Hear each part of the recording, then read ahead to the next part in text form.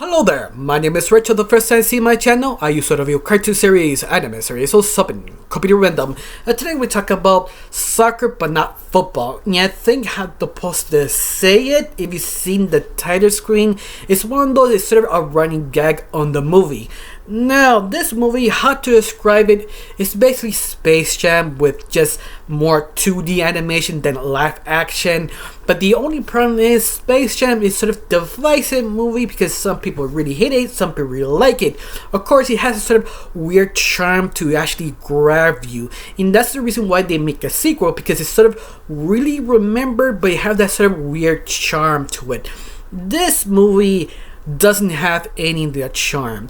I mean, it's trying to be like a Looney Tunes sort of inspired soccer Space Jam, but everything they deliver just goes flat, especially the comedy. I mean, the comedy falls into three types. The verbal comedy, that sort of be clever sort of words they say, that fails because you don't really understand the characters. You understand the character or the chemistry, that actually works, but it doesn't because all the characters are not really set up to understand. There's physical comedy, but the only problem is the CG or the animation try to over exaggerate. It's not done enough to actually nail it. What I mean is, you never seen Hotel Transylvania. If you've seen that film, you understand what I mean. That sort of old style of cartoons, that sort of over exaggeration, expression, movement. You see someone moving like a snake, or the person who has a personality being sort of a slime ball, who try to make deals. The character moves a certain way, that sort of slickery way, to give you the idea what that character personality is. They try to do that, but it just doesn't accomplish it completely. It's always sort of second guessing itself. Now, the third way of the comedy is basically self-aware. Yeah, I'm sorry, I'm sort of stuttering here.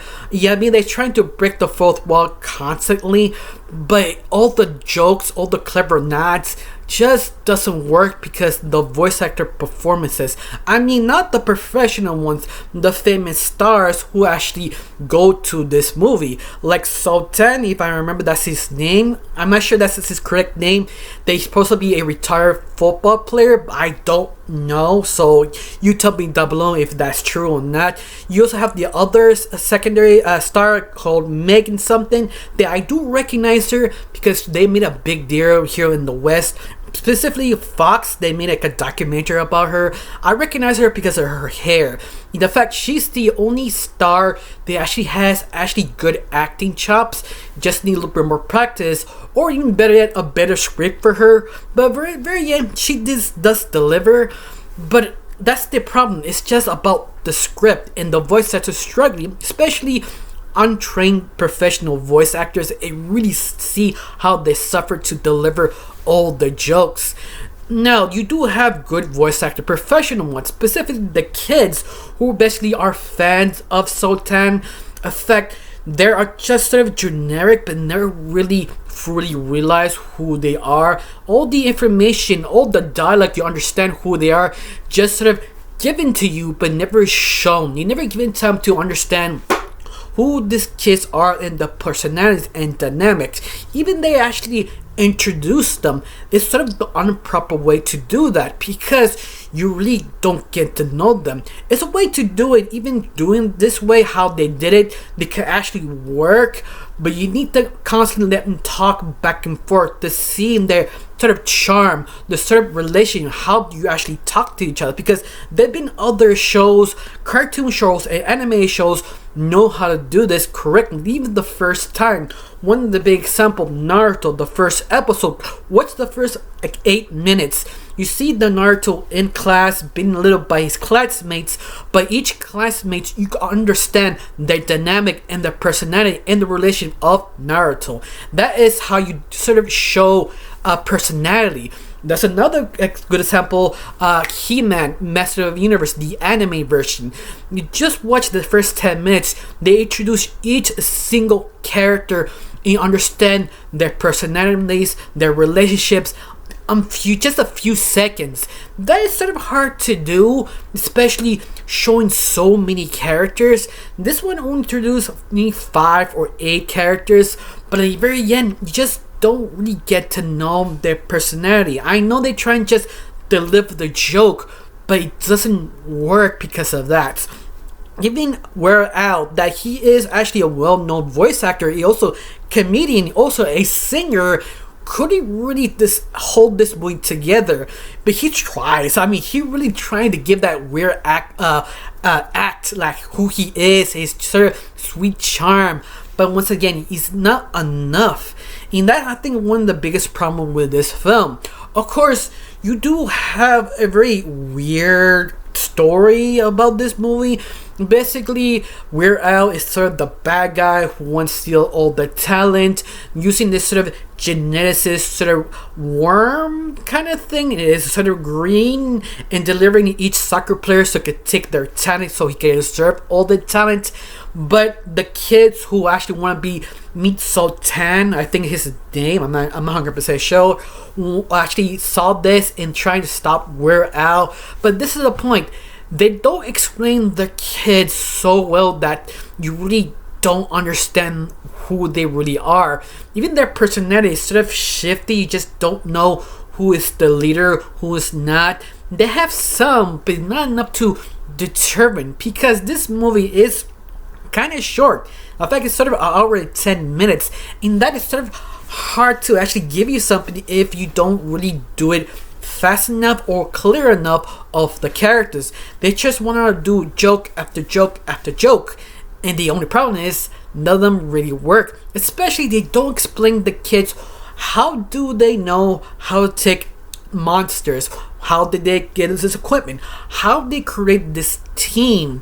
They never explain it. You are completely confused. Like, okay, I guess this is sort of a package deal. If you don't know what I mean, it's basically sometimes some producer, they're kind of low on money. They have to make easily money really fast, so they make a sort of a package deal. Sometimes it works, sometimes not. Usually they use the main star's name or athletes to sell the movie, and I think that was sort of the idea.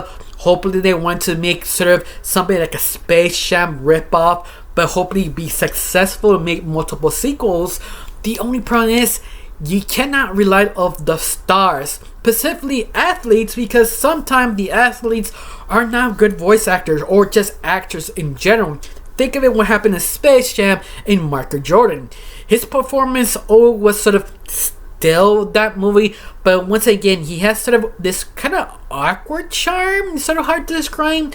This is the reason why it kind of works. At the same time, he was super famous. Whatever he touched will be successful, even if it's bad. Maybe that's sort of why it works so well, at least in that movie. Now, soccer, it doesn't. I mean, look, I don't like sports. The only sports I like is wrestling. But it really shows that you can make an anime movie or series about any type of sport, just focusing on the characters and the development. I'm sorry.